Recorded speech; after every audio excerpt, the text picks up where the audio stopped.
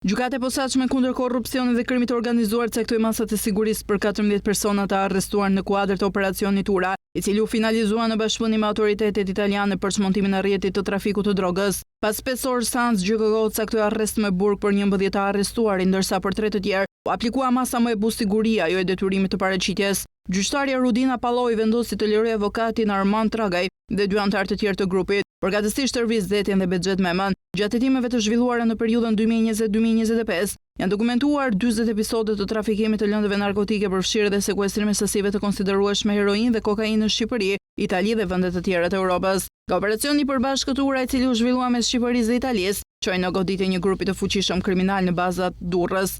Ajo që ka ndihmuar autoritetet ta zbërthejnë në detaje ka qenë përveç përgjimeve të ndryshme, audio ambientale edhe mesazhet e diskriptuara nga platforma Sky SSC. Bëhet fjalë për ngarkese të mëdha ku vetëm njëra prej tyre ishte me 250 kg kokainë dhe heroinë të pastër. Në të njëjtat biseda është zbuluar edhe rrjedhje parave nga Pulja drejt Shqipërisë. Janë pagesa që bëheshin nga shoferët e autobusëve ndërkombëtar sipas të dhënave të Dias.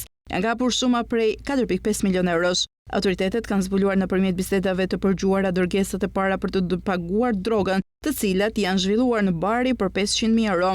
Këto grupe kanë qenë subjekti goditjeve të drejtësisë edhe më parë. Ndërkohë janë sekuestruar 3 milion euro kesh në Durrës, 30 kg heroinë dhe disa laborator në Bari, 2 ton kokainë në Rotterdam, 932 kg kokainë në portin e Gioia Tauro dhe 400 kg hashash në Bari.